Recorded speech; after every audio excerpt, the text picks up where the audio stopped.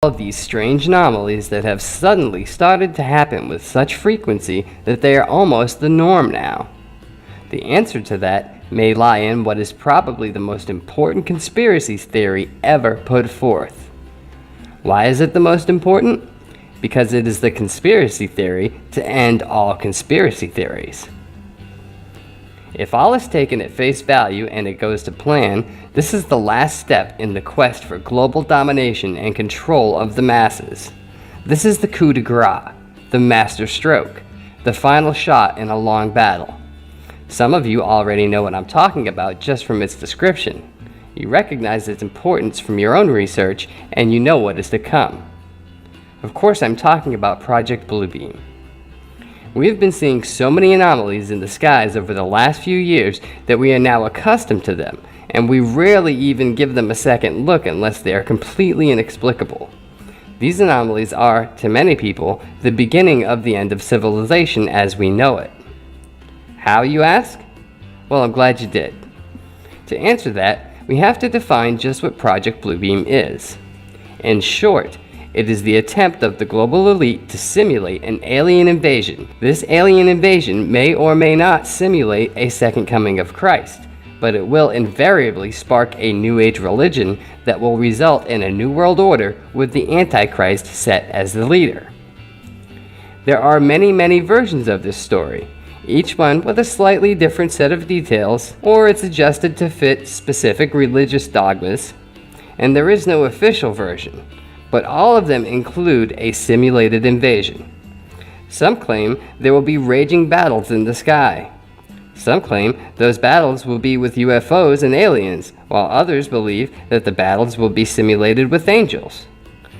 But every version has a battle that will take place in order to usher in the New World Order.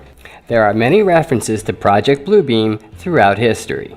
One that is particularly chilling is the story of Wernher von Braun. Wernher von Braun was the leading German rocket scientist in World War II. After Germany was defeated, he was brought to the United States as part of Operation Paperclip. He worked for years with NASA and the US military developing many types of rockets.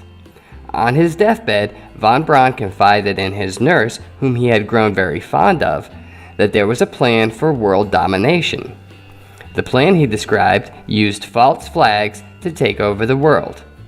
He spoke of the War on Terror as part of this plan and said that the very last step would be a fake invasion scenario where aliens would be used as scapegoats and the world would be fooled into thinking that we were at war with another race, and the end result would be a one-world government ushered in by the need for a central leadership for the planet's resources and defense systems.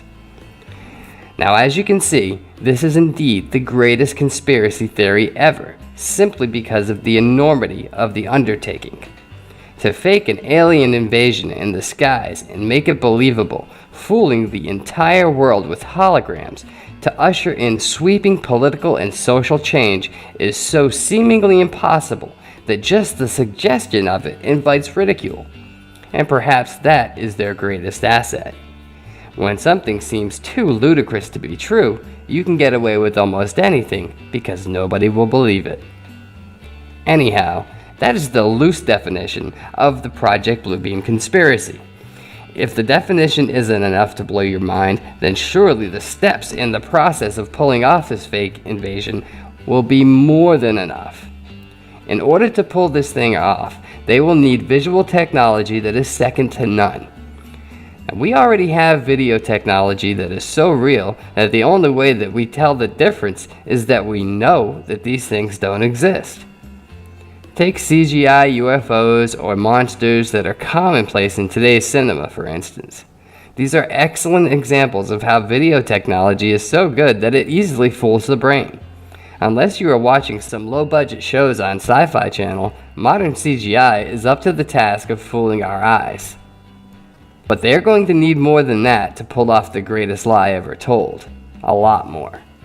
The question is, do they have what it takes? Many in the conspiracy community say yes they do.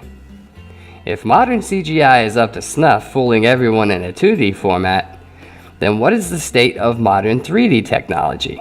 Does it pass muster on the believability scale for most folks? Many people will answer to that question with a resounding yes. While again, we know that it isn't real, our minds have a hard time disconnecting from the body's inputs in modern 3D experiences. It is very common to see people swatting at 3D birds or bugs during a 3D film, or to see them moving in their seats to avoid falling or avoid something that is moving towards them. So this clearly illustrates that not only do people consciously believe in what they are seeing, they also subconsciously believe it. Their bodies are fooled into believing that what they are seeing is real, and they react to it the same way they would in any other real-life situation. This is even more important because it's proof that the body is completely fooled by today's technology. But what happens when you're introduced to 7D technology? In 7D, you can not only see and hear what is being presented, but you can also feel it. Scientists and engineers have developed the technology to a point where you are presented with impossible imagery that you can experience as if it was lifelike. Adding to that, the sense of touch to this experience was the final building block in making the experience a true virtual reality. This new 7D technology might even be considered as the first true virtual reality, as it's the first time that viewers can experience sight, sound, smell, and touch all at the same time. Now I know what you're wondering, how in the world are they able to simulate the sense of touch? I know that that's the first question that I had. As it turns out, scientists found a way to manipulate the density of moisture in the air. The process is described as slightly increasing the distance of hydrogen atoms in the air to give the simulation of touch. The touch is said to be similar to a light resistance of sorts. It's not the hard surface that you can knock on, but rather a soft texture that works with the imagery to produce a unique combination experience. This simulated touch is still not equal to the real thing, but scientists are making great strides every day with this technology, and they expect that soon they will be able to fully simulate touch that cannot be distinguished from the real thing. When that occurs, humanity will have to seriously look at how we define reality. Nowadays, if you can see it, smell it, hear it, and touch it, then it's real. But soon, we will be able to hit all of those requirements with simulations. But that's a conversation for another day. So, with 7D technology, they can project lifelike 3D holograms that are complete with sound, smell, and even simulated touch. Add into this all of the background simulations that they do in current cinemas nowadays, like rumbling and shaking that you can feel in your seat, which can be accomplished with sound, and you start to get an idea of how they can actually pull off this greatest hoax of all time. Think about blanket news coverage, 24/7, with scenes of battles in our skies and in our cities, complete with real destruction and deaths mixed in with the holograms, and now you get the picture. With this technology, it is possible that they could pull something like this off. If you look at the false flag operations that have been pulled off in the past with little or no technology needed, then consider what could be done with these new and awesome technologies, and you can clearly see that they could pull something like this off. With all of the anomalies in our skies today, things that we cannot explain, from UFOs to dragons, humanoid figures, cloud formations that have never been seen before, lights and spirals, and all manner of things that didn't exist in our skies 40 years ago, but somehow in the last 10 years have become everyday occurrences, we have to ask why. What is going on in our skies? Where are all of these abnormalities coming from? In short, there is no good answer. Well, not one that people want to hear anyway. In my mind, the closest logical explanation lies in these so-called conspiracy theories.